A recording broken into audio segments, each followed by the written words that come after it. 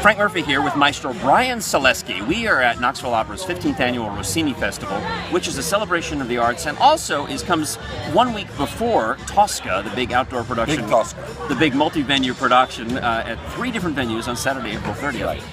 Maestro Salesky, what does the Rossini Festival mean to you and to Knoxville?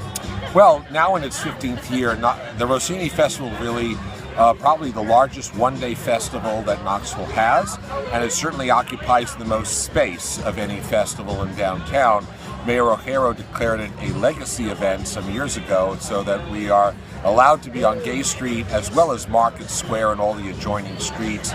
We're the only festival that is given that permission. And it is first of all, we had a wonderful day, but it really is about the arts. I mean, the 800 performers are what make this unlike any other festival. Any other festival, because, you know, most street fairs, of course, have food and artisans, which we have, but we also have 5 outdoor entertainment stages that are working from 10 in the morning until 10 at night.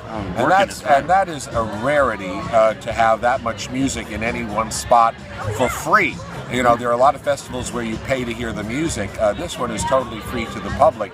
So this is definitely the most community-friendly and inclusive event when it comes to the variety of music and dance, I might add, that you get to experience in one day, one afternoon, here in Knoxville. And some of the great performances, some of the very best performances today were from the cast of Tosca. That's right. And you have decided to not stage this in the Tennessee Theater like you normally would, right, but to move it from 3 different venues, starting at the Church, the Methodist Church, taking it to the Convention Exhibition Center under the Holiday Inn, right, taking it to the World's Fair Park Amphitheater, because those 3 locations represent the 3 acts of Tosca. That's right. Tosca, which takes place in June of 1800. June 17th, I looked it up. That's right, June 17th. And if you go to Rome, Italy, you can experience these 3 places today.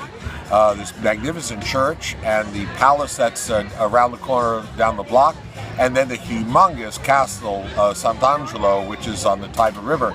And if you go to Rome and experience these places, and if you know the Opera Tosca, you come to appreciate how close all of these venues are and how really intense this story is for these characters.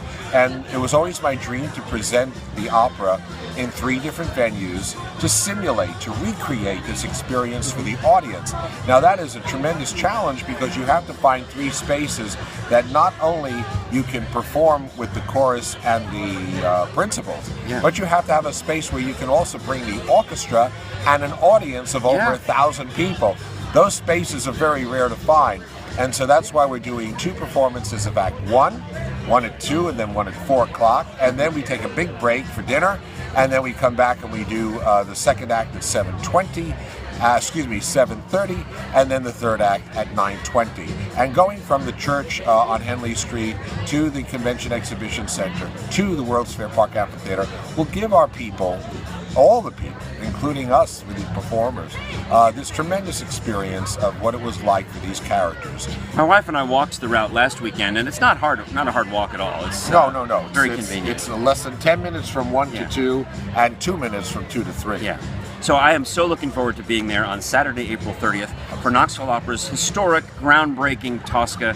Maestro Salesky, congratulations on an amazing achievement. I've seen the rehearsals, so I know it's going to be great. Thank you very much, and we look forward to having you all there with us.